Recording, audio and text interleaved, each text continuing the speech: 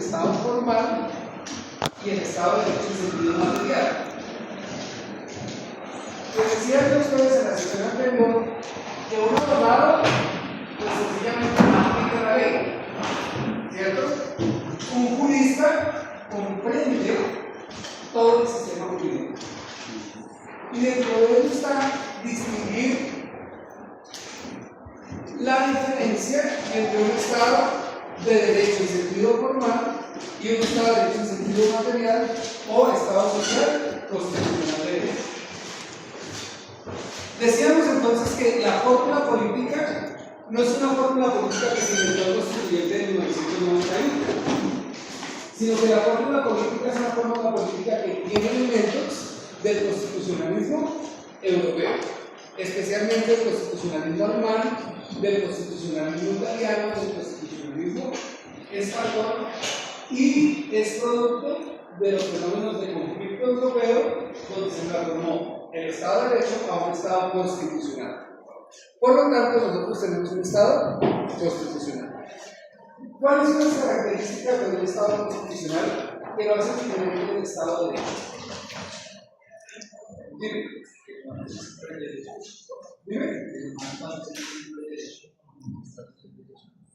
Bien, digamos que en el Estado social de derecho, en el Estado constitucional, todo el sistema jurídico es más antropocéntrico, ¿cierto? Más que prácticamente casi es como un sistema más antropocéntrico. El Estado de derecho en sentido formal es legicentrista. El Estado constitucional es antropocentrista. ¿Bien? ¿Y ello qué implica? Dime. No es solo para que tal vez la diferencia radica en el uso de derechos humanos en el Estado constitucional y normas. Bien. Un planteamiento importante es que la Constitución en un Estado constitucional adquiere fuerza normativa. ¿Bien? ¿Qué quiere decir que adquiere fuerza normativa? En otros estados constitucionales y en el Estado de derecho legicentrista, la Constitución es un documento programático que dice cómo debe ser la organización del Estado y del derecho. En el Estado constitucional, la Constitución tiene fuerza normativa, por lo tanto, es exigible, ¿sí? Jurídicamente. Por lo tanto, primera característica, tiene fuerza normativa. ¿Y ello qué implica? Que las normas de la parte dogmática y de la parte filosófica, de la parte dogmática, la parte teórica y la parte orgánica, tienen toda fuerza normativa y por lo tanto los derechos fundamentales también tienen fuerza normativa. ¿Listo? Entonces, fuerza normativa de la Constitución. ¿Sí? Fuerza normativa de la Constitución. Segundo, fuerza normativa de los derechos fundamentales. ¿Cuál era el ejemplo que yo les decía antes? Les decía, uno iba a reclamar, por ejemplo, un documento a una entidad del Estado. Y cuando llegaban decían, vengo a pedir que me informe tal cosa. No le vamos a dar información porque es reservada. ¿Y por qué? Si yo tengo derecho a la información. Sí, eso está en la Constitución, pero mientras no lo desarrolle la ley, no se puede aplicar. En cambio, en la Constitución del 91, el solo hecho de que se establecida en la Constitución ya tiene fuerza normativa. ¿Vale? Y por lo tanto, los derechos fundamentales se convierten en derechos exigibles jurídicamente. ¿Bien? Y se establecen los mecanismos de protección de los derechos fundamentales. Por lo tanto, en el Estado de Derecho no existía la acción de tutela.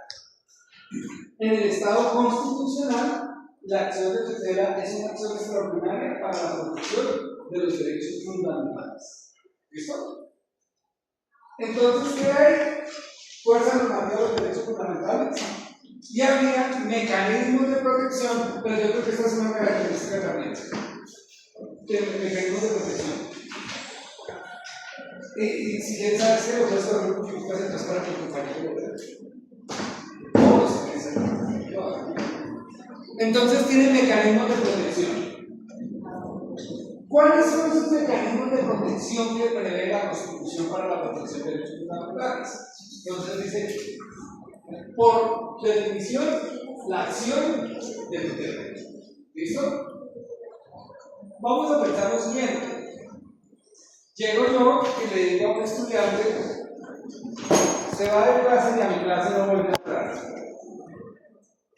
Lo primero que me diría es, ¿qué diría él? ¿Tú qué dirías? Sí, pero antes de decirme, yo tengo derecho a estudiar, usted me diría, ¿qué me diría? ¿Por qué? Le digo, porque yo tengo el poder. Y además, usted no viene a clase, cuando viene no sé si no hablar. Entonces, no lo quiero ver más acá.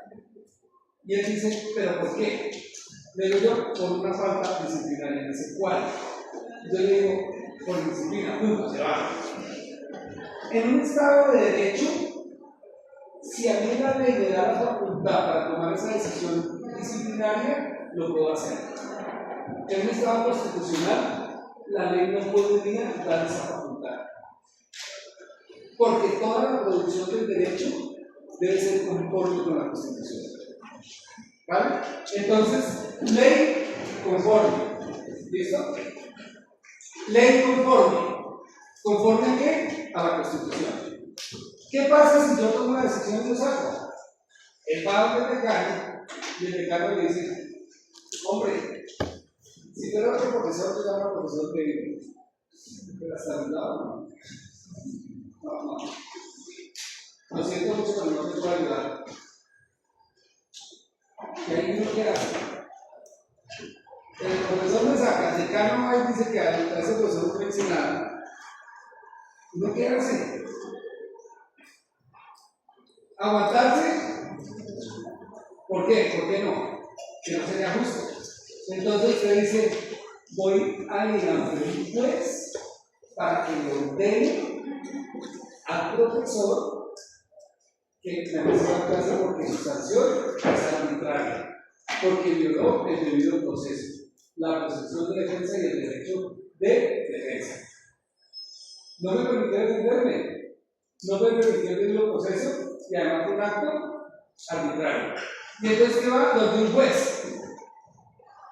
Y el juez me llama, señor Escalante,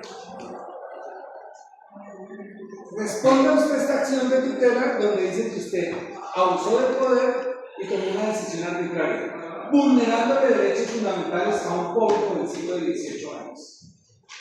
¿Sí? Y yo, autonomía universitaria. ¿Les parece cercano? Y le digo yo, autonomía universitaria. Y entonces, ¿sabe qué dice la Constitución?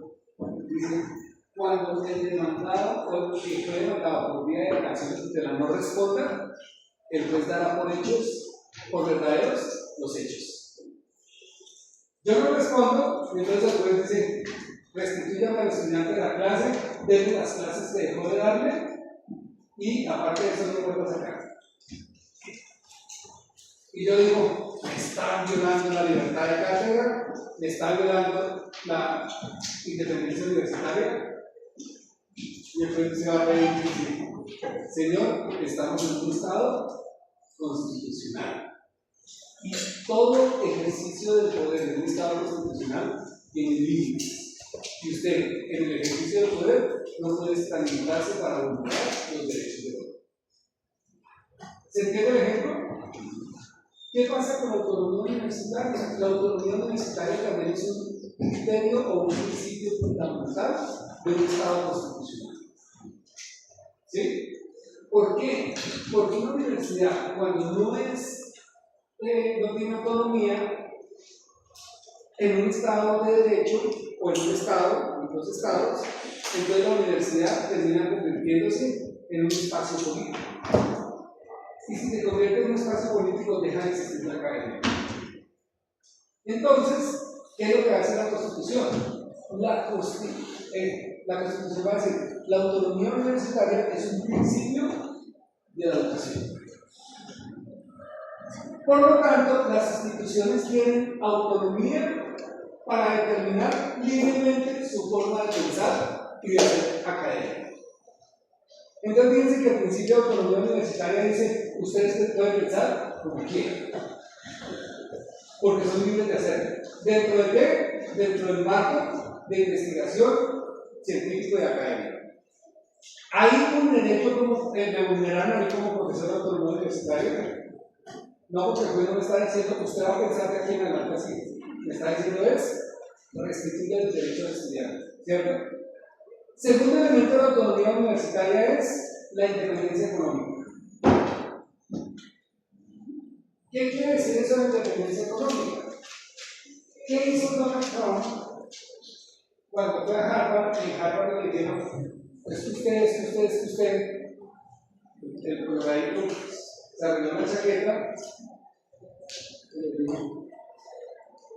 y salió y dijo, le quitamos el presupuesto a la universidad. Eso es un atentado contra la autonomía universitaria. ¿Por qué? Porque terminan las universidades dependiendo de la economía del poder político. Y dejarían de ser autónomas, dejarían de ser críticas. ¿Por qué? Porque dependemos del gobierno. Entonces, ¿qué dice la Constitución? Las universidades tienen derecho a una partida presupuestal autónoma para autodeterminarse económicamente. Y ahí sí se depende de la autonomía universitaria. ¿Sí? ¿Por qué? Porque es una hace independiente del poder político. No, en cambio, si yo dependiera económicamente del gobierno cada año, señor presidente, este año, en el próximo presupuesto no estamos porque estamos mal. No, como mínimo, debe eso. De ahí para allá, pues cuida más, pero usted es autónomo porque tiene dinero para subsistir. Independientemente del gobierno que tiene, independientemente de los intereses políticos, económicos, sociales o culturales. ¿Sí? Y el tercer elemento es la autonomía administrativa. La autonomía administrativa que dice que las universidades pueden autoadministrarse o autogobernarse. Fíjense que la decisión de un juez sobre un aspecto de violación de derechos fundamentales no es una violación a la autonomía universitaria, sino que la decisión de un juez desde afuera es poner en cintura a los universitarios que se creen que la autonomía sirve para todo. ¿Me siguen? ¿Por qué ese planteamiento hoy acá? Porque fíjense que en el paro decían, es que estamos entregando la autonomía universitaria al Consejo de Estado. Todos me siguen que estoy hablando, ¿cierto? Y entonces, no, porque el Consejo de Estado lo único que ve es, un momentico, ¿qué fue lo que hicieron ustedes allá? Dentro del marco de su autonomía, las autoridades autónomas escogieron a alguien. ¿Y ese alguien lo hicieron respetando el derecho o no? No se respetó el derecho. Y se violó el debido proceso. Ustedes pueden hacer todo lo que quieran. Pero la Constitución tiene fuerza normativa, los derechos fundamentales tienen fuerza normativa y las normas están conformes con la Constitución. Por lo tanto, ustedes vulneraron el derecho de alguien. Fuera que no estemos de acuerdo con eso. Pero, en principio, las decisiones de los jueces o las decisiones de afuera nunca van a vulnerar la autonomía universitaria si no dicen, quítese el presupuesto de la Universidad Nacional. Ahí sí vulneraría la autonomía universitaria. O ordénense que la Universidad Nacional se vuelva confesionaria. De aquí en adelante van a instruir en la doctrina de católica apostólica romana. ¿Sí? Y o alguien que dijera, de aquí en adelante la universidad se va a regir con estas reglas y con este procedimiento administrativo. Eso sí es la autonomía universitaria. Pero decirle a la autoridad que toma decisiones, usted se equivocó porque violó un derecho, la Constitución no debe vulnerar la autonomía universitaria. ¿Por qué? Porque ningún poder es ilimitado. ¿Me siguen?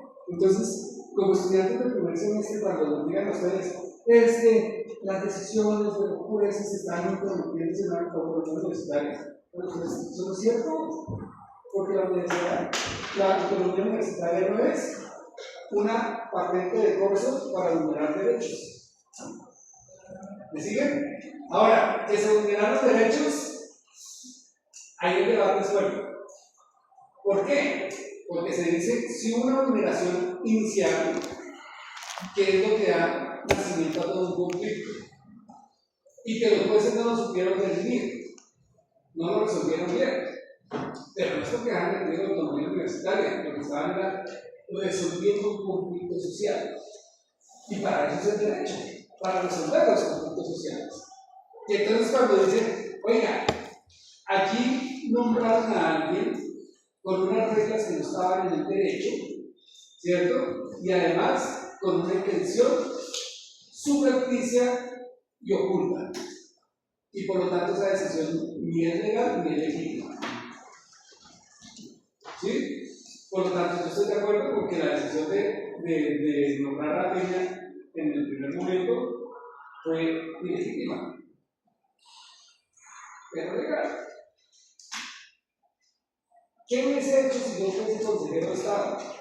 Yo digo, priman los principios y valores constitucionales. Y como la decisión inicial fue ilegítima, él no puede ser rector. ¿Cierto? En principio. Diría yo, pero el Consejo de Estado decidió lo contrario. Digo es, conforme a la norma, ya habían elegido rector a ese sacrificio profesional. Entonces viene una cuestión adicional, y es, ¿qué es lo que hace que en un Estado constitucional las normas se cumplan? Porque claro, yo puedo decir y ser muy fuerte y decir, pues sabe que señor juez, como dicen los noticieros ahora, para poner a los engreídos, digan, señor juez, ¿usted no sabe quién soy yo? Usted no me puede dar órdenes. Yo soy el director, de la área penal. Soy tal cosa, no es porque lo sea, sino que es todo por ejemplificarlo. No me miren así como que no. Yo le digo, ¿usted no sabe quién soy yo? Y él me dice, no importa, porque usted es un Estado constitucional, tiene que obedecer las órdenes judiciales. Si yo pues es que no estoy de acuerdo con esa orden judicial, no importa. Así no estoy de acuerdo, escriba un paper, escriba un libro, haga una conferencia, pero la sentencia la cumple. ¿Me siguen?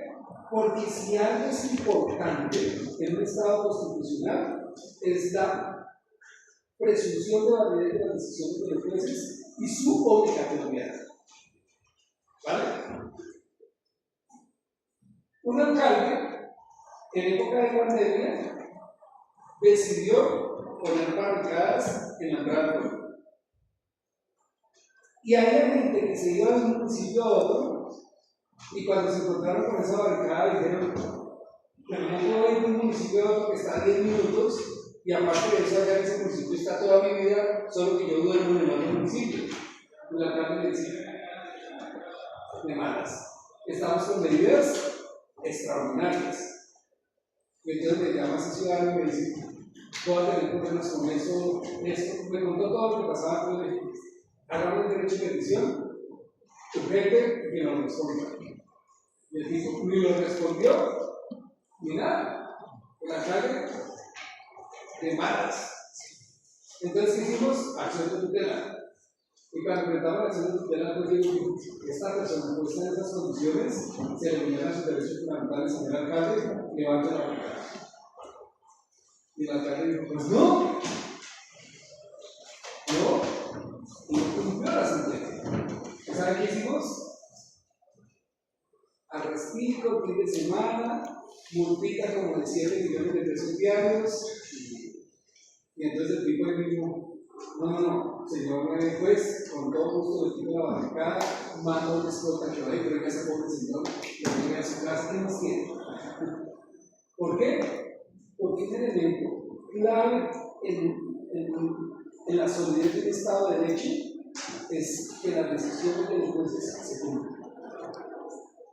Así no las compartamos. ¿Ustedes creen que yo comparto la decisión de volver el señor Peña como juez? ¿Por qué? Porque a mi manera de ver, sí hubo una transgresión al concepto de derecho, y ustedes dirían, ahora todos me levantarían la ceja y me dirían, ¿cuál concepto de derecho? ¿Qué es etcétera, etcétera.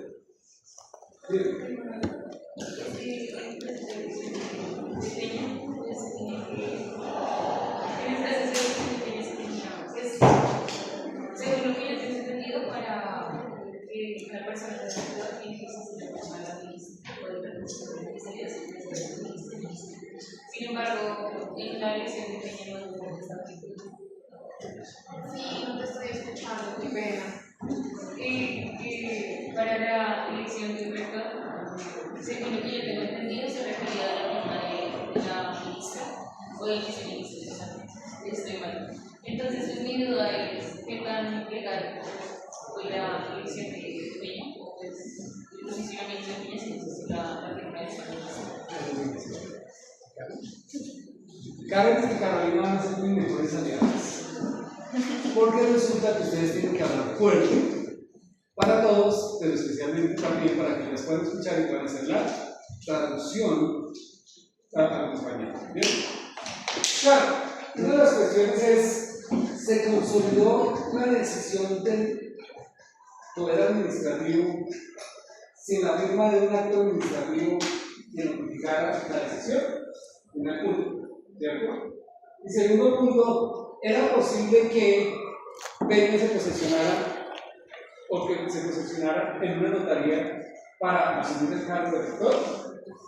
¿Sí? Entonces, claro, uno empieza a ver eso y dice, ¿qué dice el derecho? Y tienen que empezar a mirar una serie de categorías allí. Y la primera categoría que miraría el abogado es, ¿qué es un acto administrativo? Y el acto administrativo es la forma como el Estado comunica las decisiones a la generalidad de la sociedad. ¿Cierto? Y ese acto administrativo puede tener diferentes formas. El problema era que, como ya lo había hecho público a través de un comunicado, la manifestación de la voluntad de la administración ya se había dado. Y eso fue lo que dijo el Estado.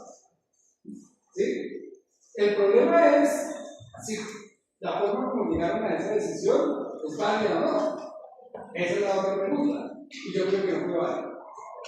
¿Por qué lo hicieron? Con una votación que no estaba prevista. Ahí es donde está el problema. Porque el acto administrativo y el Consejo de Estado no tenían la razón. Y entonces ustedes van a encontrar en el derecho que los abogados se han inventado muchas figuras.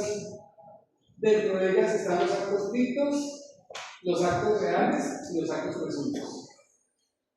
El derecho crea ficciones para poder realizar cosas. Crea presunciones para poder comprender cosas. ¿Cierto? Y crea hechos o describe hechos reales. ¿Sí? ¿Qué es un hecho? ¿Qué es una presunción? La presunción es cuando la norma presume que si dadas unas circunstancias, entonces se debe entender tal cosa. ¿Saben cuál es la presunción que me hizo dar esa cuando estaba en primer semestre? Y me hizo dar esa por muchas cosas, pero es la presunción dice: hijo de mujer casada se presume del marido. ¿Me siguen? Y entonces, pero esa es la presunción. El derecho presume que si una mujer es casada, el hijo que está esperando es del marido. Por lo tanto, por ejemplo, cuando nace, se extiende de una vez el registro civil de nacimiento y le dicen a la señora: ¿casada o no libre? ¿Casada con quién? ¿Por la iglesia o por civil? Por la iglesia. Entonces dice nombre de su esposo, y dice nombre del padre tal. Y le pregunté: ¿usted por qué puso el nombre del Señor como padre? Porque el hijo de mujer casada se presume del marido. Pero esa es una presunción que admite prueba en contrario. ¿Vale? ¿Por qué? Porque yo puedo demostrar que el vecino no se parece al papá, le parece al vecino. ¿Sí? Y ha pasado. Entonces, el derecho establece presunciones. Como también establece actos fictos y actos reales. ¿Bien? Otra presunción es, por ejemplo, y esa es la presunción de hecho admite prueba en contrario. Quiere decir que la presunción de hecho como esta, yo puedo mostrar lo contrario. La presunción de inocencia, que es un principio clave en todo derecho sancionatorio. La presunción de inocencia es una presunción. Todo el mundo se presume inocente hasta que no se demuestre que es el autor responsable. ¿Vale? Por lo tanto, admite prueba contraria que es un juez o una autoridad administrativa, depende del caso, le diga a esta persona: usted no es inocente, sino que usted es responsable por este hecho. ¿De acuerdo? Pero tiene una presunción de derecho. Y yo creo que no estuvo bien, pero existe. Y resulta que en Colombia, en varios países, pero es así, en otros no tanto, en otros es a los 12, en otros a los 14, pero en Colombia tener relaciones sexuales con una persona menor de 14 años es delito. ¿Listo? Pero resulta que hay una persona que tiene relaciones sexuales con un menor de 14 años y cuando lo capturan, él dice: pero si la otra persona consintió. Vamos a pensar una profesora de educación física que es profesora de noveno, décimo y 11, y ella tiene una relación sentimental con un niño de octavo bachillerato. Y el peladito, de noveno, perdón, pero el peladito todavía no ha cumplido los 14 años. Y el chico la buscó, la asedió, la enamoró, la intervenció, la hizo caer en su noviazgo, tuvieron relaciones sexuales, la mamá del chico la pilla y la denuncia. Y ella dice: pero si el niño quería, si el niño lo buscó, aquí están las cartas de amor, acá está su declaración, acá está todo lo que decía, los WhatsApp, todo. Y la corte dijo que el consentimiento de los menores de edad es inexistente y que es una presunción que no admite toda voluntad. ¿Cómo? Y por lo tanto es una presunción de derecho. El derecho dice que se presume de eso y eso no se puede probar de manera instantánea. Yo creo que tenía un caso similar donde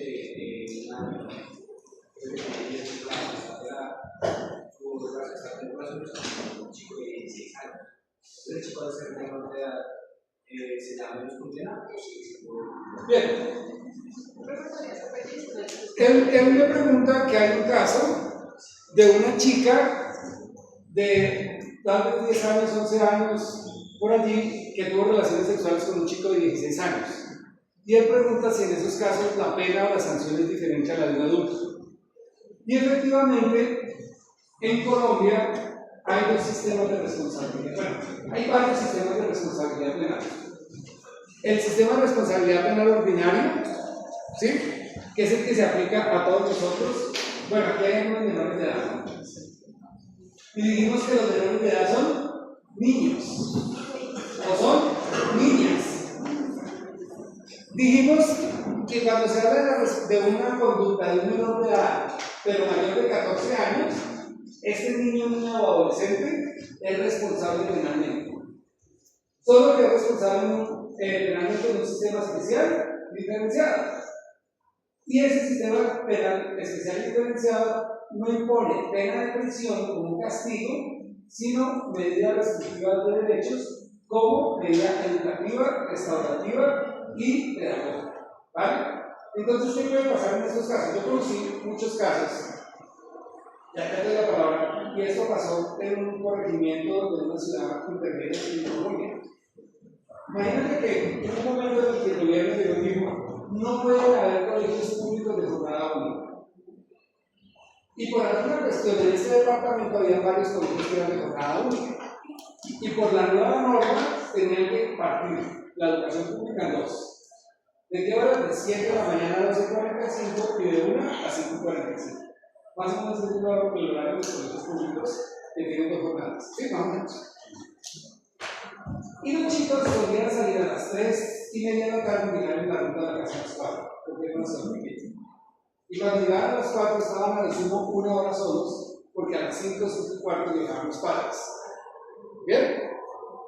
Imagínense que cuando cambian las cosas y se generan los jornadas, los chicos que salían a las 2:45 a la 1 de la tarde estaban libres.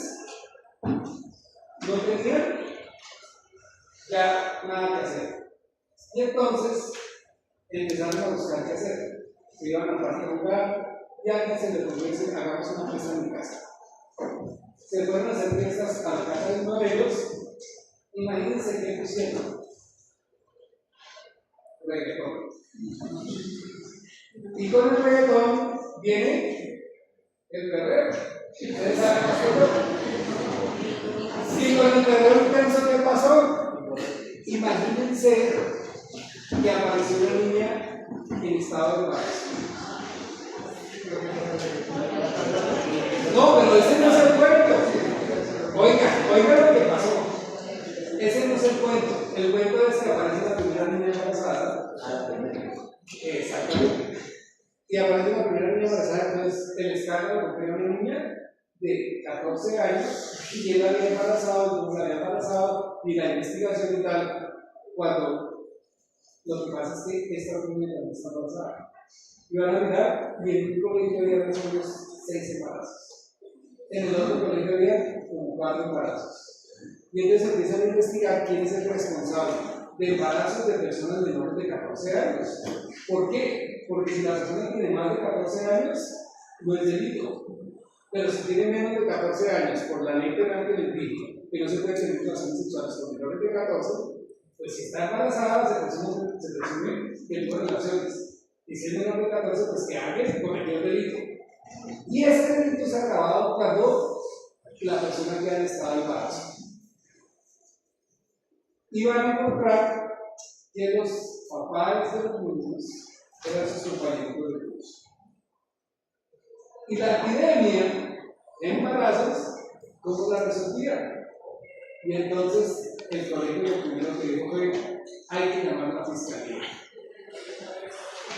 para judicializar a los chicos de 15, 16 y 17 años por el sistema de responsabilidad penal de adolescentes. Casi todas las relaciones sexuales que hubo fueron entre niños y niñas de los mismos cursos.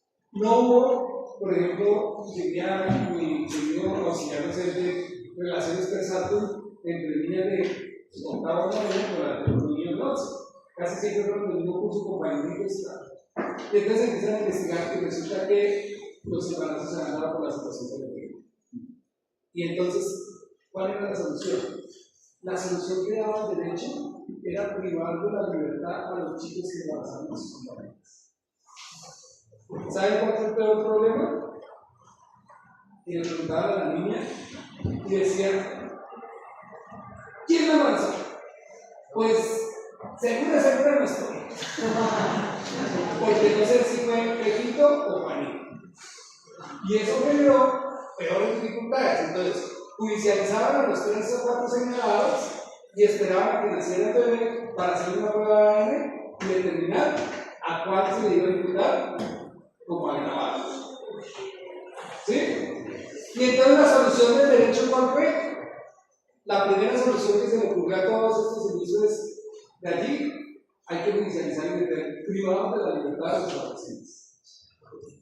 ¿Sí?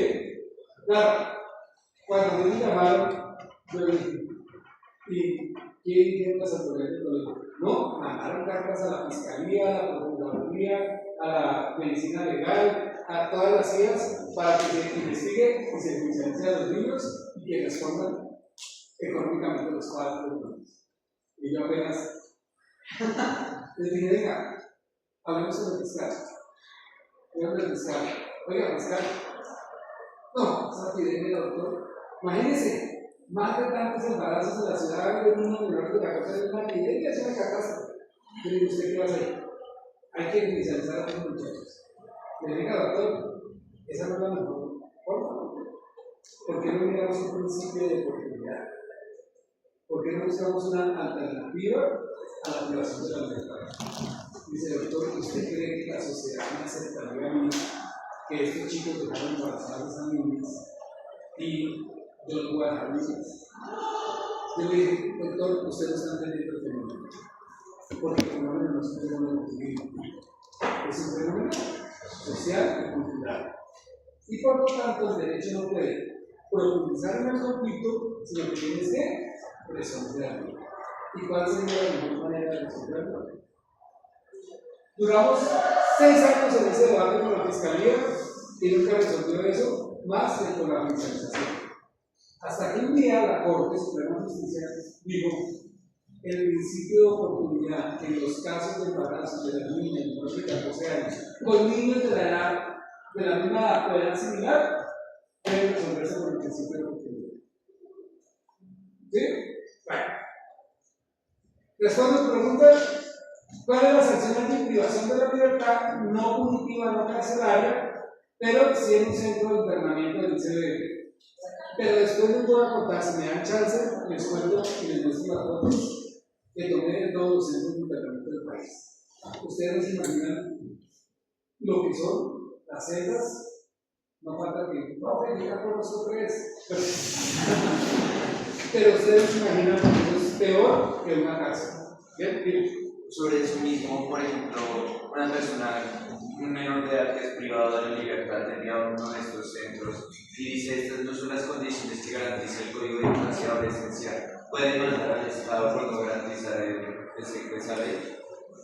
Es posible que sí, y que el Estado se defienda, indicando que, dadas las condiciones especiales, y que ha hecho sus mejores esfuerzos para cumplir con la ley de infancia y adolescencia. Yo personalmente demandé al Estado colombiano y dice que cerraran 2, ¿saben cómo se llamaban, chicos y chicas?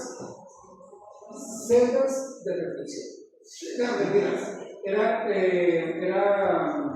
cuarto de reflexión. Cuarto de reflexión. Era celda, porque ya no se imagina. Y el tal cuarto de reflexión era una celda de aislamiento de 2 metros por 2 metros, sin luz natural, con rejas, donde encerraban a los muchachos por incumplir el régimen disciplinario del centro de internamiento. ¿Y cómo podían cumplir estos chicos la norma del centro de internamiento? 1, teniendo relaciones sexuales entre ellos.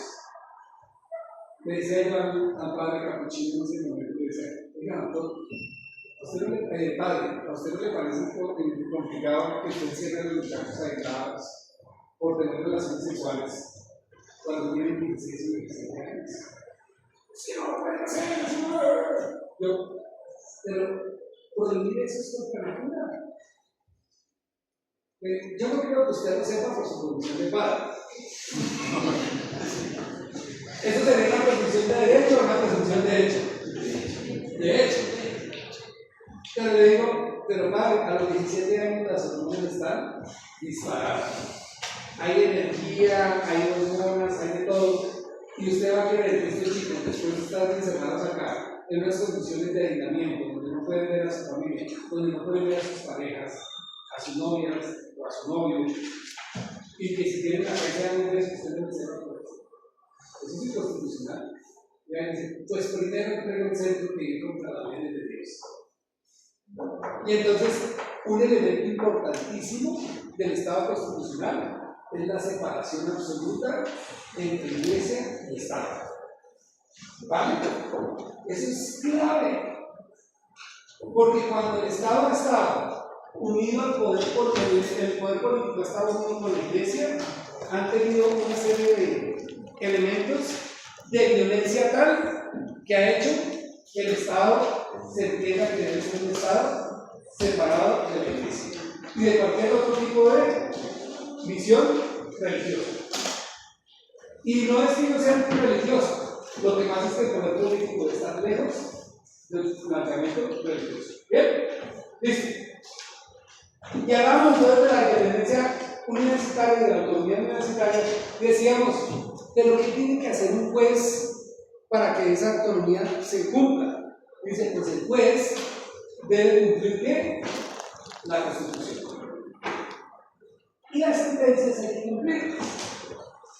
¿Qué pasa si yo no estoy de acuerdo con una sentencia judicial? Dice: ¿qué pasa? El juez me dice: Estanislao Escalante, le ordeno a usted que le pague por indemnización tanto dinero a tal persona a la cual usted le pagó el juicio, le realizó el juicio, o le realizó un daño. El daño es una fuente de obligaciones. Cuando yo incurro un daño a alguien, pues adquiero una obligación. Puede ser un daño físico, un daño psicológico, un daño moral, un daño material. El daño es fuente de obligaciones. Y entonces el juez me dice, usted cometió un daño, pague. Yo le digo, yo no tengo que cometer daño. Esta persona se me atravesó justo cuando yo iba a 300 kilómetros por hora. Pero ¿por qué me atravesó? Entonces, ¿yo qué debo hacer? Apelar la decisión. Y apelo a la decisión y un superior jerárquico debe revisar que la decisión esté conforme al problema jurídico y conforme a la Constitución. Y por lo tanto, todas las decisiones de los jueces, a mi manera de ver, son actos de creación de derecho. Todas. Es decir, para mí, los jueces crean derecho. Cuidado, chicos y chicas. Porque si ustedes llegan a decir eso a un profesor, que es un chavo no va a hacer nada. Va a decir, no. ¿Quién dijo que el juez creaba derecho? El juez aplica el derecho. Y el juez es un exagerado. Yo les digo, no. Un juez en cada decisión crea una norma jurídica. ¿Por qué? Porque el mandato que hace el juez es obligatorio para las partes. Y por lo tanto, le genera una obligación de hacer o no hacer. ¿De acuerdo? O le genera un mandato, ¿sí? Entonces, para mí los jueces crean derecho.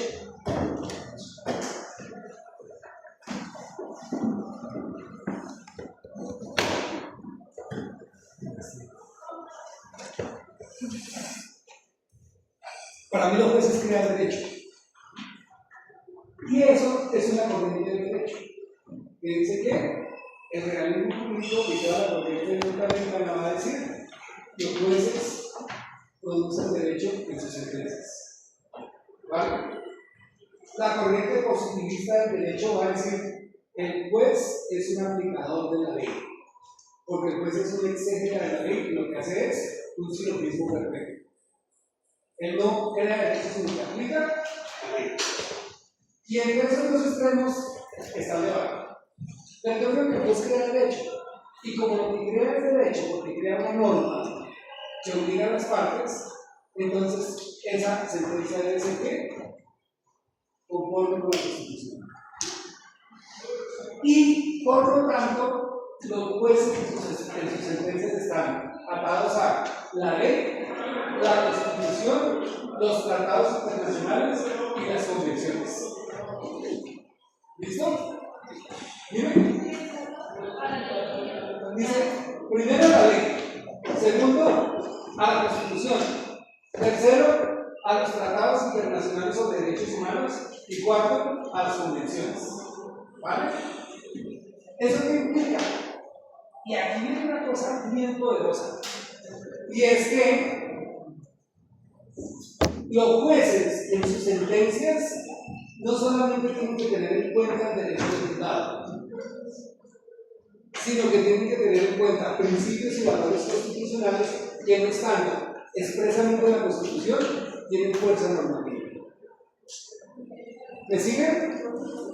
Mire, esto para los abogados mayorcitos, un poquito más mayores que yo, para esos abogados era muy difícil de entender eso. Porque decían, los dos díganme dónde está eso la ley. Dígame. Y a otros no les parece que se llama derecho fundamental iluminado. ¿Qué? Eso no existe, eso es una creación de los jueces. Y los jueces no pueden crear la ley porque la ley la crea el Parlamento. No. Los jueces también en sus sentencias dicen que es el derecho. Y como dicen que es el derecho, un juez, cuando declara que el derecho es un derecho fundamental, pues está creando derecho y es normal que lo haga en el Estado constitucional. Solo que las reglas de creación del derecho por parte de las decisiones judiciales es que las decisiones deben ser conforme con la Constitución. Y allí surgen varias cosas. Miren, un juez puede declarar un derecho fundamental. ¿Cómo? ¿No puede declarar un derecho fundamental? Puede reconocer un derecho fundamental aun cuando no esté expresamente previsto en la Constitución como derecho fundamental. Y usted dice que los tenemos un poco de información. ¿Cómo así? Mire. No digamos por relaciones tipo que si se está en la derecho fundamental, pero esa tiene una protección de los derechos fundamentales, si se viola este derecho, automáticamente se cambia la ley. Por honestidad. Y entonces esa es una forma de reconocer la violación de un derecho fundamental por honestidad. Esa es una forma, ¿cierto? La otra forma de reconocer, por ejemplo, un derecho que es muy importante y que no está en la Constitución debe ser respetado. Yo creo que, por ejemplo, el derecho a la propia imagen hoy debería ser un derecho fundamental. ¿Sí? Por ejemplo, yo tengo derecho a mi propia imagen, ¿sí o no? Y entonces digo, este año voy a sorprender a mis estudiantes que después del cual me van a quitar 20 años de edad. Y llego acá, rejuvenece, y esa es mi autonomía de la personalidad, y es mi decisión, ¿sabes? Pero a este mancito hay que volverlo a poner como era antes. Y utiliza un proceso con inteligencia artificial y a través de un clickbait crea una imagen mía que no es real y la difunde. Miren el problemita tan grave, ¿no? Y miren lo que descubrí. ¿Cómo fue que dije yo la semana pasada? Mientras ustedes estaban en paro, alguien dijo mientras dormíamos. Mientras ustedes estaban en paro, yo estaba leyendo. Y miren lo que encontré. Resulta que en la mayoría de los países la pornografía infantil es delito. ¿Estamos todos de acuerdo que eso es un acto lesivo? Y hacer lesivo merece pena, ¿cierto? Y a partir del convenio de Budapest y de otras convenciones que protegen los derechos de los niños, se dice en la mayoría de las legislaciones que la pornografía infantil, real o no real, son delitos. ¿Listo? Hasta ahí vamos, ¿cierto? Resulta que con todo este tema de la inteligencia artificial y la deepfake se pueden crear hechos irreales con apariencia de veracidad, con personas irreales. Entonces, un programador de computación puede coger y crear un algoritmo para crear videos e imágenes de niños que no existen teniendo relaciones sexuales. Y eso lo hace la inteligencia artificial, ¿cierto?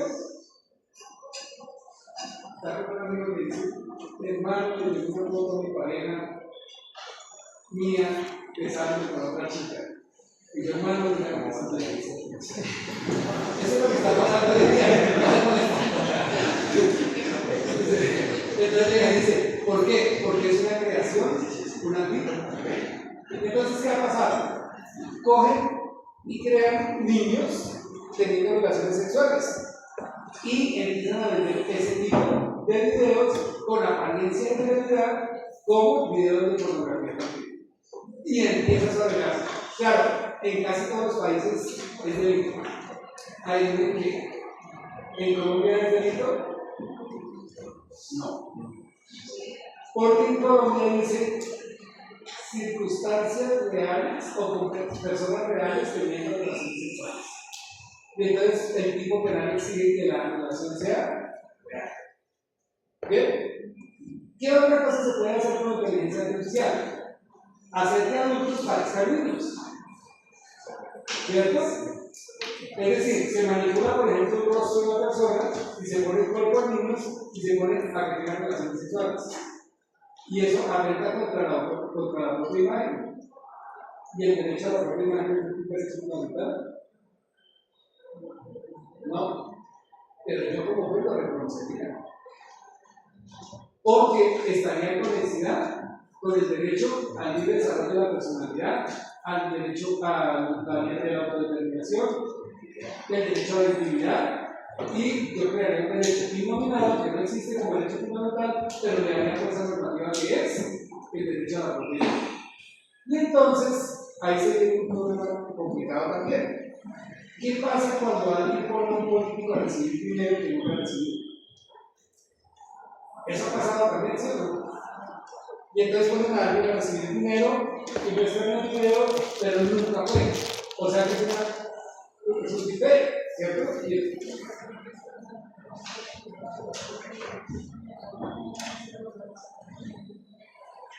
Por el cuidado, porque ¿cierto? Claro, lo podría hacer por esas vías, pero esa vía es un delito que es un delito querellable, pero el daño realmente es a la autonomía moral de la persona o a la propia determinación, o la determinación civil, ¿sí?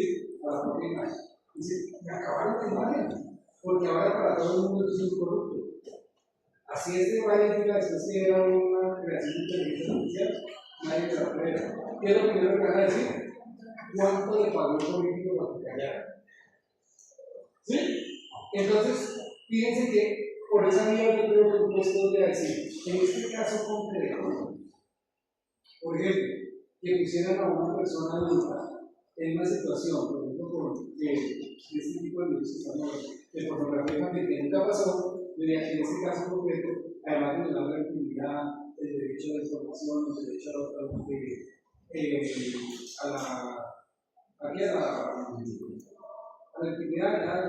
derecho a mi desarrollo de la personalidad, también está violando el derecho que es el derecho a su propia imagen y a que su propia imagen sea que sea un derecho inviolable por un tercero. ¿Qué sigue? Bien. Entonces, ¿qué se requiere para que las decisiones de los jueces sean constitucionalmente válidas? Entonces, viene algo que se llama la interpretación conforme. ¿Sí? Si la ley tiene que ser conforme con la Constitución, la interpretación que hagan los jueces de la ley y de los hechos tiene que ser conforme con la Constitución. ¿Listo? Entonces, cuando un juez interpreta la ley, tiene que interpretarla conforme con la Constitución. Si le da una interpretación distinta, esa sentencia es inconstitucional. ¿Vale? Y entonces las sentencias, empiezan a haber sentencias donde los jueces interpretan el derecho y dicen, aquí ha de entenderse tal cosa, porque esa es la interpretación que se corresponde con la Constitución. ¿Me siguen? Y usted puede decir, eso no es lo que dice la ley. La ley no dice eso, señor juez. Dice sí, pero la interpretación que usted está dando es una interpretación que vulnera la Constitución. Y entonces la interpretación en un Estado constitucional debe ser una interpretación conforme con la Constitución. ¿Listo? Dime. En caso de que esa mala interpretación la haga, por ejemplo, la Corte Constitucional, ¿qué opción tiene la persona para defenderse? Bien, depende. La Corte Constitucional tiene dos grandes campos. El primer campo son las sentencias de constitucionalidad. Las sentencias de constitucionalidad, como es donde la Corte dice cuál es la interpretación conforme con la Constitución de la ley, tiene efecto general para todo el mundo. Entonces, cuando la Corte dice, esta palabra debe entenderse así, porque es la palabra correcta en el marco del Estado constitucional colombiano, todo el mundo tiene que interpretarla igual de esa manera. Si alguien dice, pues no estoy de acuerdo con la Corte, está equivocado. ¿Por qué? Porque la interpretación conforme de las sentencias de constitucionalidad hace parte de la fuerza normativa de la Constitución y la norma. ¿Listo? Pero el otro gran campo son las decisiones de tutela, las revisiones. Las revisiones no tienen una potestad de ser aplicable a todos, sino que las decisiones de la Corte Constitucional son aplicables al caso concreto en materia de tutela. Entonces, en materia de tutela, cuando la Corte dice esto debe interpretarse así, la persona puede apelar aún así, inclusive a una nulidad de la revisión, o puede acudir a una instancia internacional para decir la Corte Constitucional no violó el derecho. ¿Sí? Por ejemplo, el sistema interamericano de derechos humanos. ¿Listo? Bien. ¿Me siguen? Entonces, la interpretación debe ser una interpretación conforme con la Constitución. una interpretación que no sea conforme con la Constitución, yo la puedo alegar por vía de tutela o por vía de nulidad. Voy a una tutela y digo, señor juez de tutela, resulta de que su otro colega juez tomó una decisión en contra mía, pero esa decisión fue una interpretación equivocada de la Constitución. Por lo tanto, le pido, señor juez, que cumple la sentencia de ese y le restablezca el derecho. Y nace un problema que es la tutela contra decisiones judiciales. ¿Vale? Y eso fue un lío en Colombia. Claro, los abogados. ¿Cómo es el nombre, profe? ¿Cómo es el nombre? ¿Lo puedes escribir, por favor? ¿De quién? Yo lo acabo de decir. Las tutelas contra sentencias judiciales. Entonces es cuando uno ataca la decisión de un juez por una acción de tutela para que no la tutela tome una decisión del juez. ¿Sí me entienden? ¿Se entiende? Y eso se llama tutela contra procedencia judicial. Un juez toma una decisión. Esa decisión es obligatoria para las partes. Y una de las partes viene y dice, no estoy de acuerdo, va ante otro juez. Y le dice, interponga acción de tutela contra ese juez que tomó la decisión en un proceso ordinario porque violó el derecho. Los recursos de casación de la Corte Suprema de Justicia, como estaba en la otra sentencia que nos mandaste, son diferentes. Sí. Entonces, ¿qué pasa? En la Corte Constitucional va a tomar decisiones donde lee la ley y dice la interpretación de la ley para que sea conforme con la Constitución es esta, ¿cierto? Ahora vamos a ver los tipos de decisiones aquí. Y hay acciones de tutela contra toda decisión de poder, sea público o privado. Ojo con eso, porque antes me enseñaban la acción de tutela significa un mecanismo extraordinario para proteger derechos fundamentales y es contra todo servidor público que toma una decisión. Pero ojo, porque cuando los particulares toman decisiones, también son susceptibles de acciones de tutela. ¿Vale? Pero eso es por vía de los mecanismos de protección de la Constitución y de los derechos fundamentales. ¿Qué protege la acción de constitucionalidad? La rigidez constitucional. ¿Qué quiere decir? Que la Constitución, claro, aquí no es que me diría, usted habla de rigidez constitucional cuando la Constitución colombiana, en tan solo 30 años, tiene más de tantas reformas. Cada presidente le ha hecho sus 3 o 4 reformas. Entonces ahí uno dice, pero uno de los principios de un Estado constitucional es que se reconoce que la Constitución es una Constitución rígida. Quiere decir que para que se cambie la Constitución se requiere un procedimiento especial. ¿Vale? ¿Qué pasa con las decisiones de la Corte Suprema de Justicia en su sala civil, en su sala de casación penal, en su sala de casación laboral? Que son decisiones de los jueces en materia ordinaria. ¿Qué es materia ordinaria? Todo aquello que no sea constitucional. ¿Vale? Entonces, si yo voy y cometo un hecho delictivo contra otra persona y me condenan, ese hecho es un hecho de ¿qué? De justicia penal ordinaria. ¿Cierto? Hasta ahí decimos. Pero yo saco al joven de clase, vulnerando todos sus derechos, teniendo un proceso de la resolución de inocencia, el derecho de defensa, y lo saco. Eso es un acto arbitrario del poder, y en ese caso, yo podría ser sujeto de una acción penal por abuso del poder, pero también una acción constitucional para restablecer el derecho de estudiante porque no tengo otra vía, ya que legalmente que no voy a resolverlo. ¿Sí? Entonces, cuando yo cometo un delito, voy por la vía de la justicia ordinaria. Y eso va a primera instancia, segunda instancia, y ahí acaba. Pero hay la posibilidad de poner un recurso extraordinario de casación. Y ese recurso extraordinario de casación lo resuelve la máxima autoridad, o como llaman en Colombia, la autoridad de cierre de la justicia penal ordinaria. Pero si resulta que a mí me despiden injustamente, miren, ¿cómo puede ser un despido? En una empresa, cogen a una persona y le dicen, está mitad. Dicen, está aislado. Usted de aquí en adelante no va a entrar a las 8 de la mañana, sino que usted tiene que llegar a las 6:30. Y yo digo, ¿y a son de qué? Y eso no me por qué. Díganme si por necesidad del servicio y la empresa necesita que usted llegue más temprano. Entonces, oiga, gente, usted sabe que yo hice patrulero y yo me demoro 2 horas. ¿Madrugo más? Yo digo, bueno, que todo sea por mantener el trabajo. A los 15 días me dicen, oiga, Stanislao, como usted tiene más horas de trabajo que los demás, a usted le vamos a contar esta otra carga laboral. Usted ya van a cambiar también, no solamente de Bogotá, sino de Cundinamarca. Y cuidado porque le va a poner muy acá. Yo digo, bueno, pues Cundinamarca no es tan difícil, puedo hacerlo. Y sí, me queda más tiempo ahora.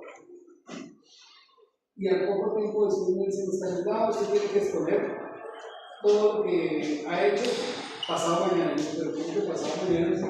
Primero no me avisaron, el segundo es mucha información. Pues toca. ¿Sabe qué? Renuncia. Y renuncia. Y llega a la casa llorando y la esposa, ¿qué le pasa? Me echaron. Mira, renuncié. ¿Cómo que renunció? ¿Y por qué renunciaste? Porque hicieron esto, hicieron eso, hicieron eso. Eso es acoso laboral. Y eso es una renuncia inducida. Ella es abogada. Le dicen, demandemos a la empresa. ¿Sí? Y demandan a la empresa. ¿Y qué es lo primero que va a decir la empresa? Yo no lo eché, él renunció. Y entonces la persona demuestra, me cambiaron el horario, me incrementaron las horas, me pusieron a exponer de un día para otro, me ponían más trabajo, y entonces me abolieron y me dijeron a renunciar. Y eso es una renuncia inducida y eso es despido indirecto y eso es una justa causa. Y por lo tanto, no era la empresa. Y entonces la empresa dice, yo no estoy de acuerdo. Y va y presenta segunda instancia. Y la segunda instancia dice, se confirma, hay que proteger al empleado. Y el de la empresa le dice, pues voy a casación. Y en casación dicen, se transmite por fallas en la presentación de que la mano y la plata. Entonces, ¿qué dice esta persona? Voy a una acción de tutela legal, un juez constitucional que tumbe esa decisión porque es una decisión inconstitucional. Toda la decisión de materia ordinaria laboral es justicia ordinaria laboral. Pero cuando yo acudo a la acción de tutela sería una acción constitucional. ¿Me sigue? ¿Y qué haría la empresa y por qué pediría la acción constitucional de tutela? Para decir que esa decisión mediante la cual el juez dijo que yo había despedido al empleado, yo no lo despedí, renunció, es injusta. Y la Corte Constitucional va a decir, lo que pasa es que materialmente hubo un despido indirecto. Porque lo llevaron a la renuncia a través de estas características y estas condiciones. Pero no se a través de la tutela. Entonces, ¿qué pasa? Las decisiones de la rama de la justicia primaria, el máximo órgano de cierre de la justicia primaria va a ser la Corte. Y en lo administrativo va a ser el Consejo de Estado. Pero ni siquiera las sentencias de la Corte Suprema ni del Consejo de Estado son inmunes o podrían sustraerse de la justicia constitucional. ¿Por qué? Porque estamos en un Estado constitucional. Y entonces, aún las decisiones de los jueces, las decisiones de cierre de los jueces, son susceptibles de ser demandadas en sede constitucional por vía de una acción constitucional por ir en contra de la Constitución. ¿Me sigue? La decisión de un rector, acción de tutela, y el rector me está vulnerando la autonomía universitaria. Entonces ustedes dicen, no señor, eso no es autonomía universitaria porque no tiene que ver con la autonomía de la universidad en materia presupuestal, ni tiene que ver con la autonomía de las decisiones administrativas, ni tiene que ver con la libertad de cátedra, la libertad de pensamiento y de investigación. No venga a utilizar la autonomía universitaria como comodín para todo. Y esto es muy bueno para los estudiantes que salían por aquí dicen, es que la decisión de los jueces están en peligro de la autonomía universitaria. No, porque la universidad también hace parte del Estado Social de Derecho. Y por lo tanto, las decisiones que toman la universidad tienen que ser ¿qué? Conforme con la Constitución. Ahora no está parado ¿No está prestando atención?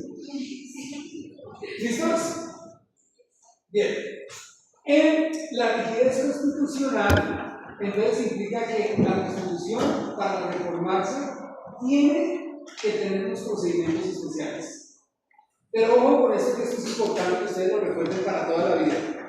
Cuando la Constitución se va a reformar, yo puedo reformar la Constitución siempre y cuando no cambie los principios y valores constitucionales de la Constitución original. ¿Me siguen? Yo soy presidente de la República. Vamos a ver ejemplo. Preferiría decir que soy rector de la universidad. Pero bueno, yo soy presidente de la República y decido cambiar la Constitución. Y digo, voy a cambiar la Constitución en el sentido de que haya una reelección presidencial. Voy, convenzo a los del Congreso. ¿Cómo se convence a los del Congreso? Voy a convencer a los del Congreso que voten por la reforma constitucional y que hagamos una reelección presidencial. Porque soy el mejor presidente de la República.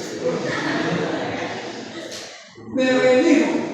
Pero cuando hablo de acto legislativo, que tiene que tener una votación, que tiene que tener unos debates parlamentarios, bla, bla, bla, bla, bla, eso llega a la Corte Constitucional. Y la Corte Constitucional dice, esa reelección cambia la Constitución, cambia los principios y valores fundamentales de la Constitución y dice, no pasa nada. Entonces dice, aprobado por la Corte Constitucional, autorizado. Es decir, es conforme con la Constitución. Y dice, ¿y quién es el ministro Salvador? Otra reelección. Y entonces ya cuando llega la segunda reelección a la Corte dice, una segunda reelección cambia los principios y valores constitucionales. Y por lo tanto, esa reforma constitucional que cambia la esencia de la Constitución no puede hacerse por vía del Congreso, sino por vía de ¿qué? De una Asamblea Nacional Constituyente. Porque es el pueblo constituyente el que puede cambiar toda la Constitución. ¿De acuerdo? Sí. ¿Por qué una reelección no tiene los principios de la constitucionales y de reelección? Porque cuando hay una primera reelección, de alguna manera se justifica en el sentido de lo programático, de lo democrático, de la protección de la política pública, y que en un periodo no se alcanza a hacer todo, en los periodos es posible que se alcance a materializar la Constitución, ¿cierto?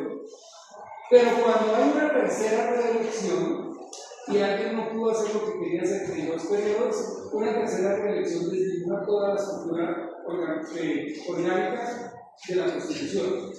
¿Por qué? Porque con una segunda reelección, un presidente tendría todos los poderes a su favor. Primer punto. ¿Por qué tendría todos los poderes a su favor? Porque él nombró fiscal, nombró procurador, nombró contralor, nombró defensor del pueblo, nombró auditor general de la nación, o participó en la elección de esos y al magistrado de la Corte Constitucional. Y entonces dice, cuando hay una reelección, puede que participen unos y en otros no, porque esos son periodos de 8 años. Pero cuando usted tiene 12 años en el poder, sus últimos 4 años se vuelve omnipotente y omnipoderoso. Y eso va contra el principio de democracia constitucional. ¿Sí? Claro, si yo ayudo en mi primer periodo a nombrar presidentes y me reelijo, la Corte Constitucional no toda la Corte es mía. Pero si yo duro 12 años, en los últimos 4 años, toda la Corte Constitucional es mía. Y ustedes imagínense a un personaje como Álvaro Uribe Vélez teniendo toda la Corte Suprema, toda la Corte Constitucional y todo el Congreso. ¿Vale? Miren, ¿cuáles son los principios constitucionales?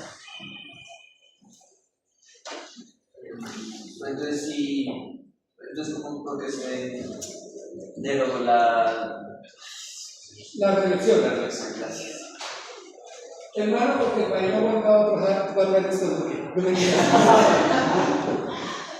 Yo creo, no, estamos en época todavía de control, de relax, o sea, se permite cosas. ¿Qué pasó? había pasado por el gobierno de Uribe y todos los problemas que se dieron, porque en todo caso el segundo gobierno de Uribe sí tuvo incidencia en la elección de todos los órganos de control, se hizo un proyecto de ley para que no hubiese más reelección presidencial en Colombia a partir de ese momento. Y a quien mordió la vaca fue a este man, a que acabo de decir, a Duque. Porque Duque no se pudo reelegir.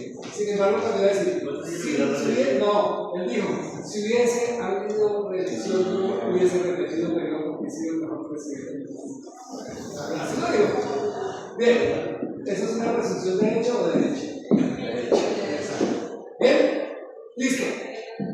Teniendo ese panorama, fíjate que la sentencia de 492 es la que habla de los principios y valores constitucionales. ¿Vale?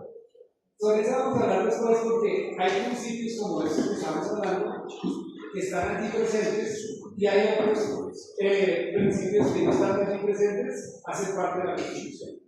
Pero los principios son aquellos mandatos normativos que son mandatos de utilización. Claro, esto es otro debate que ustedes van a ver durante la carrera y durante toda la vida. ¿Por qué? Porque hay abogados que dicen un principio que es un mandato de todo o nada, se debe cumplir. Y hay otros abogados que van a decir un principio con doble éxito son mandatos de utilización, que es tratar de realizar en la mayor medida posible el Estado constitucional. Por ejemplo, la dignidad humana es un principio o una regla. Es un principio, es un mandato de utilización de todo el sistema que debe cumplirse en la mayor medida posible. ¿Vale? El principio, por ejemplo, el principio de presunción de inocencia, ¿es un mandato o una regla? Principio. Entonces, todos dirían es un mandato de utilización, como principio. Otros dirían no, es una regla. Porque si usted no logra resultar de la presunción de inocencia, le declara inocente.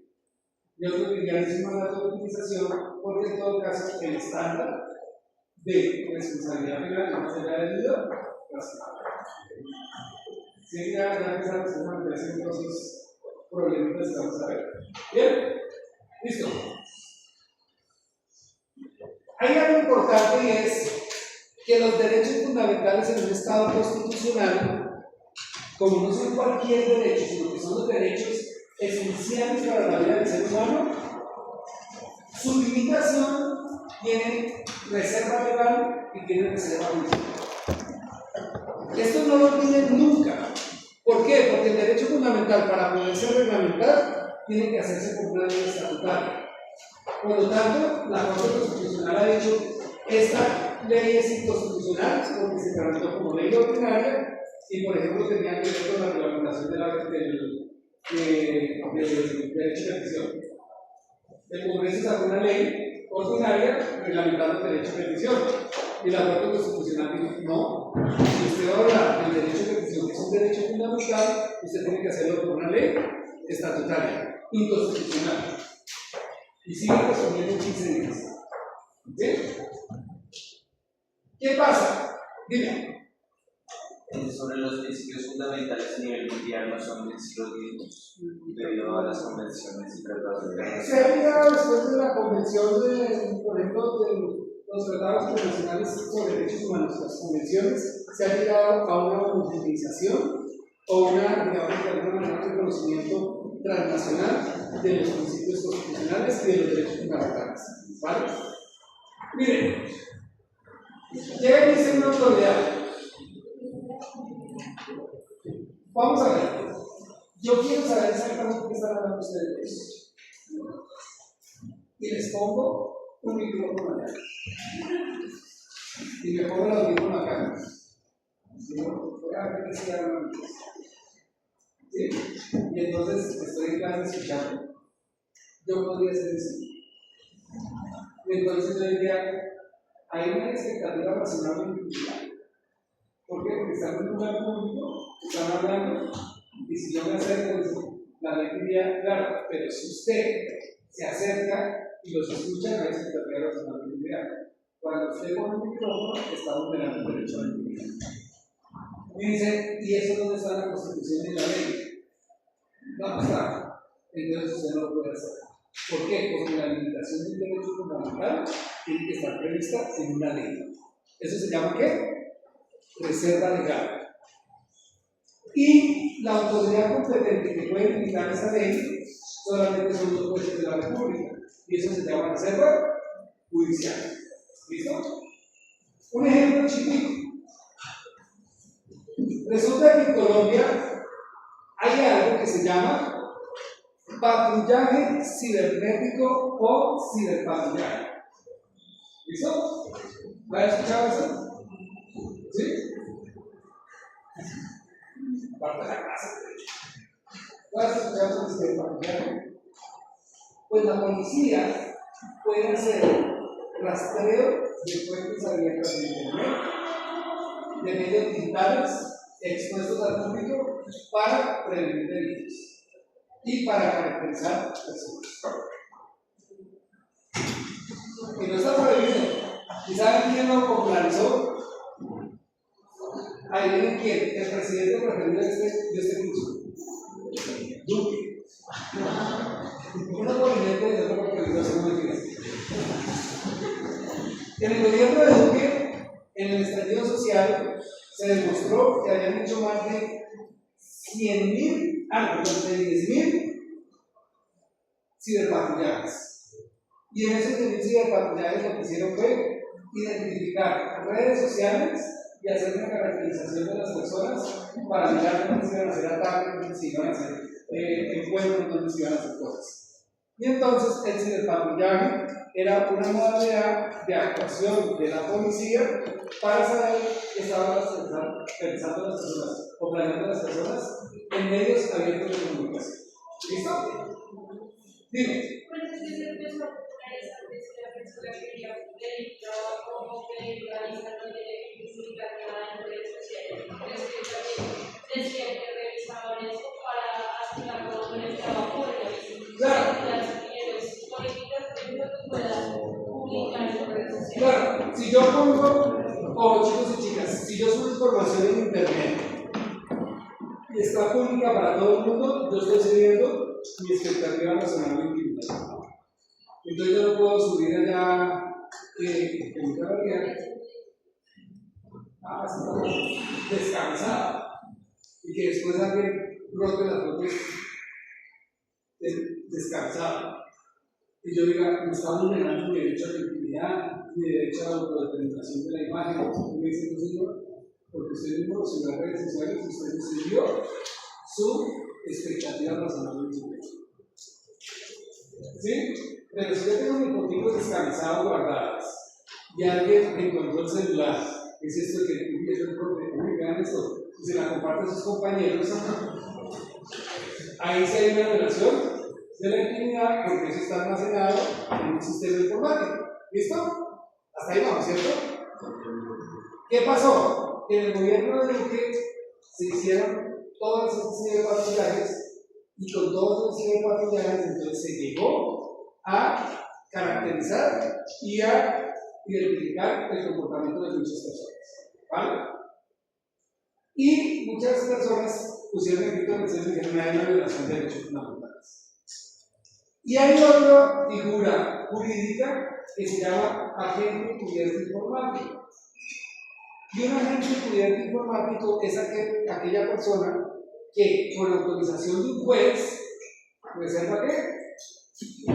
Judicial, con la autorización del juez, puede implantar un software malicioso, puede faltar un malware, puede infectar el equipo o puede hacerse pasar por alguien más e introducirse en canales cerrados de comunicación. ¿Qué es un canal cerrado de comunicación? Aquel canal de comunicación entre dos o más personas donde se excluye a terceros de la información que se está compartiendo. ¿Vale? ¿Me entienden? WhatsApp, Telegram, esos son canales cerrados de comunicación. ¿Cómo se logra entrar por parte del Estado a esos canales cerrados de comunicación? Sí, se limita el derecho fundamental a la intimidad, al secreto de las comunicaciones, el derecho a varios derechos de aquí. Entonces, ¿con qué? Con la orden de un juez. ¿Listo? El debate era ¿será que yo puedo hacer con el ciberpatrullaje, puedo hacer perfiles de las personas? Y entonces yo estoy convencido que no. Porque una cosa es la información pública y otra cosa es coger información pública, almacenarla, analizarla y producir un perfil de la persona sin consentimiento del titular de los datos sensibles o otras personas. ¿Vale? Y entonces, en la reforma policial, quitaron un artículo que decía: la Policía Nacional de Colombia tendrá acceso 24/7 a los medios informáticos para hacer ciberpatrullaje. Entonces lo quitaron y ahora no dicen absolutamente nada al tema. Y yo digo, se aprovecha. ¿Será que lo quitan y ahora lo pueden hacer? Y entonces yo no, de acuerdo a esta clase, digo no, ¿por qué? Porque al estar relacionado con un derecho fundamental, para que un policía pueda hacer eso, tiene que tener reserva legal. Y en los casos de limitación de derechos, de la limitación propiamente dicha, reserva judicial. ¿Listo? Tú agarras la mano y luego por allí, tú.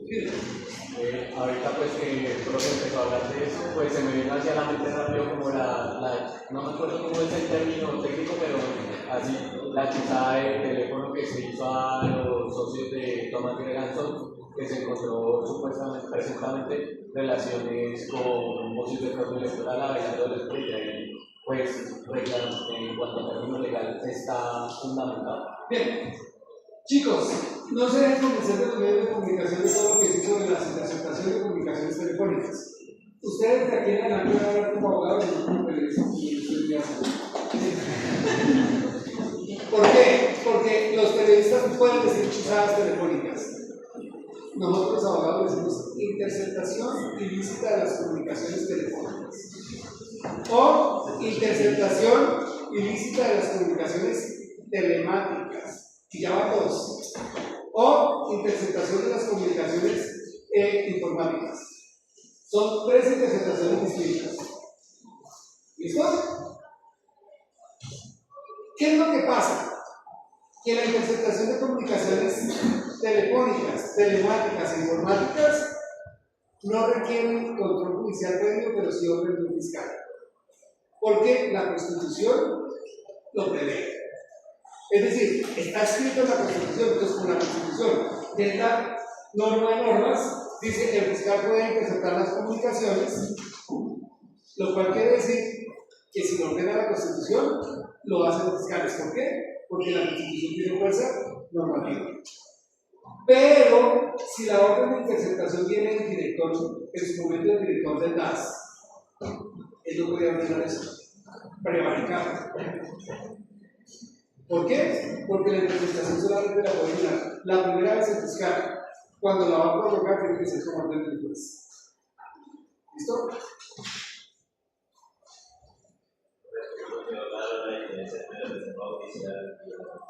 ¿Y la qué? Bien. Todo derecho fundamental, para que sea limitado, tiene que tener su autorización en una ley. La ley tiene que decir que ese derecho se puede limitar. ¿Listo? Y la ley establece las circunstancias de tiempo, modo y lugar para limitar un derecho. ¿Listo? Esa es la reserva legal. Si no está en la ley, no se puede hacer. ¿Por qué? Porque los derechos fundamentales tienen fuerza normativa constitucional. Por lo tanto, debe haber una ley que diga si se puede limitar o no se puede limitar, ¿vale?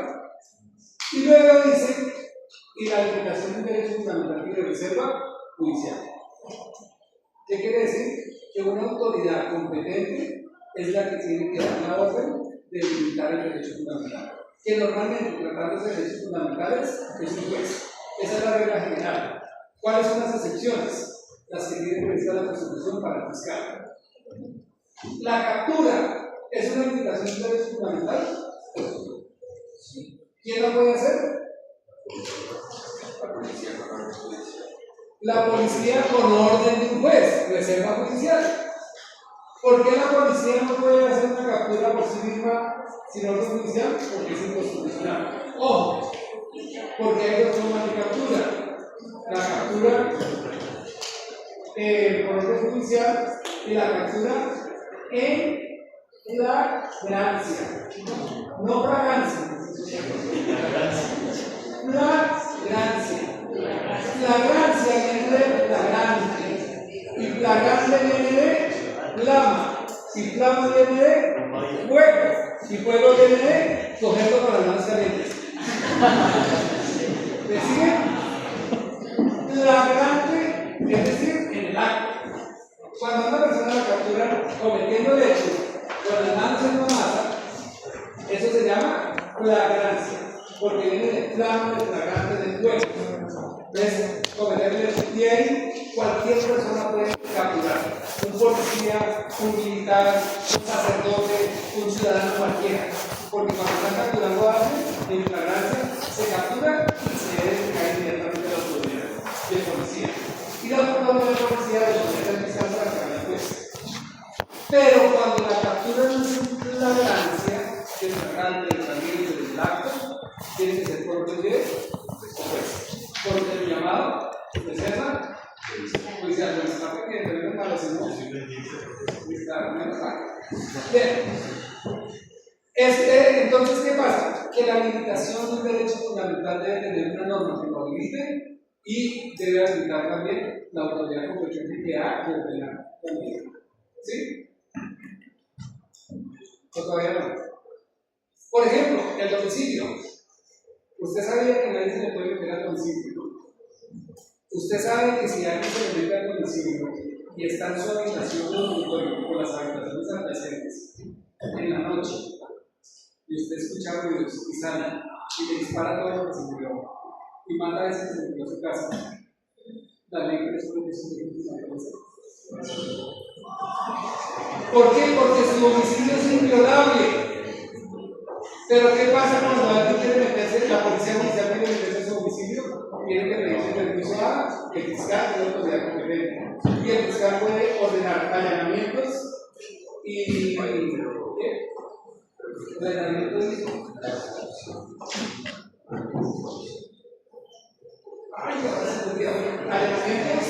el fiscal lo puede ordenar, pero tiene control judicial de los servicios. Dime, ¿alguien más se va a encantar con el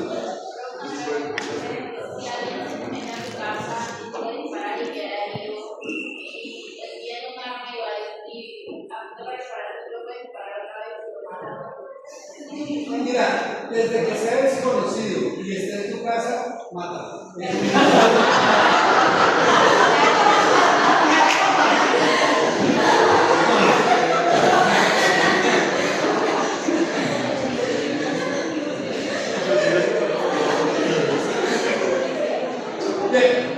miren lo siguiente.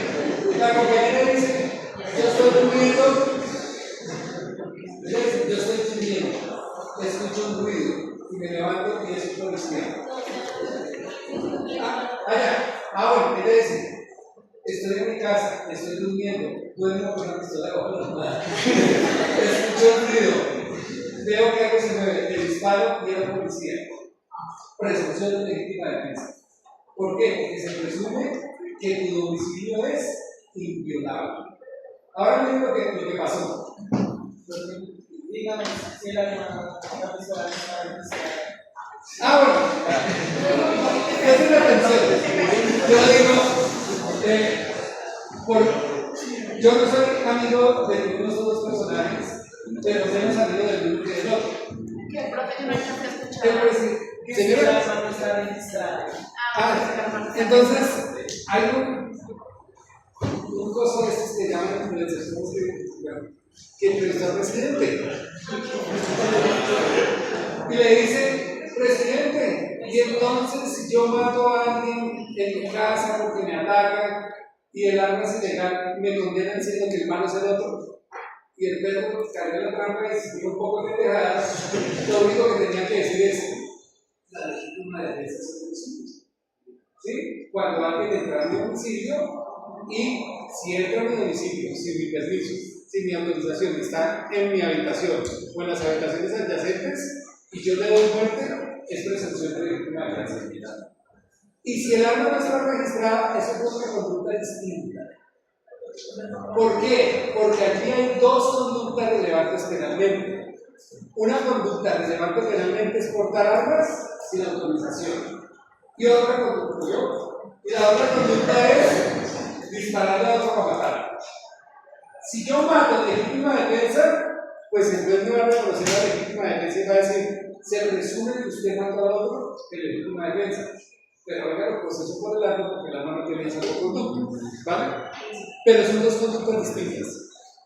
Pero con el principio de defensa no hay como también no se tiene en cuenta el principio de proporcionalidad. Sí, pero cuando es en el domicilio se presume la legítima defensa. No hay necesidad que cumpla los tres requisitos.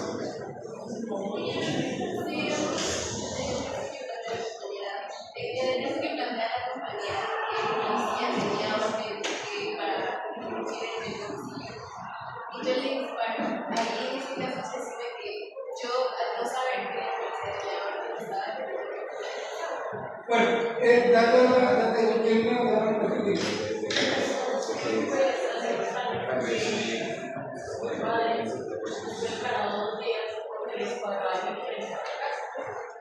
pero esa persona era atenta también de si ya lo había dejado entrar a la casa. sí. Voy a explicarlo de la siguiente manera. Hay algo, chicos y chicas, que la ley reconoce y es el error. Hay error en todo. Hay error en el consentimiento para los contratos, hay error, por ejemplo, en las fallas laborales, hay error en materia penal en la voluntad. ¿Sí? Y voy a darles un ejemplo y en un solo ejemplo voy a responder las dos preguntas. Piensen en lo siguiente, voy a hacer uso de las chicas como de armas con manos. Imagínense que una señora está casada con un señor y ese señor un buen día le dice, ya vuelvo, voy por unos cigarrillos. Y la abandonó. Y pasó un mes, pasaron 2 meses, pasaron 3 meses y el tipo no volvió. ¿Vale? Ellos tenían problemas, entonces ella entendió que el tipo la había abandonado. Después de 6 meses, una noche, ella estaba acostada más o menos sobre la medianoche viendo series de televisión. Cuando ella estaba viendo la serie de televisión, estaba viendo una cosa que llama Monster. Y esa serie es muy buena. Hay dos, creo que hay dos temporadas. Una es la de los hermanos que matan a los padres. Ya va a ver. Y la otra es. Bueno, mírenlas. Bueno, y entonces la señora estaba viendo eso.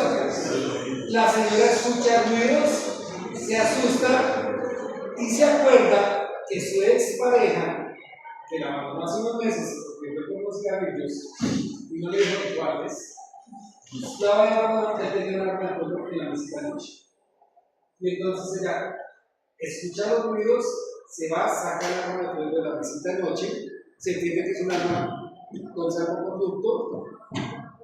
Ella se arrincona en el cuarto y dice, Dios mío, ayúdame, Dios mío, ayúdame. Y a medida de que abre la puerta de una 50, dispara. ¡Pah! ¡Pah! ¡Pah! ¡Pah!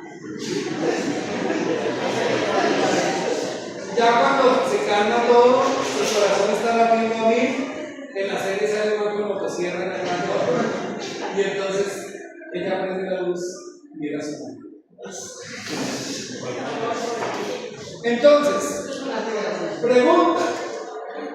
Si él ya lo conocía y no es un desconocido como dice la norma, pero él está en su casa, pero ella por error no sabe que es su marido y lo mata para defenderse, la ley reconoce aquí un error de tipo y es un error en el norma.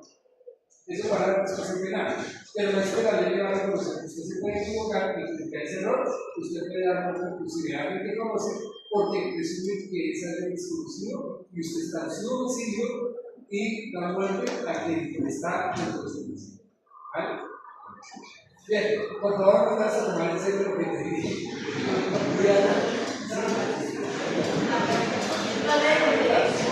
Nos vemos el lunes.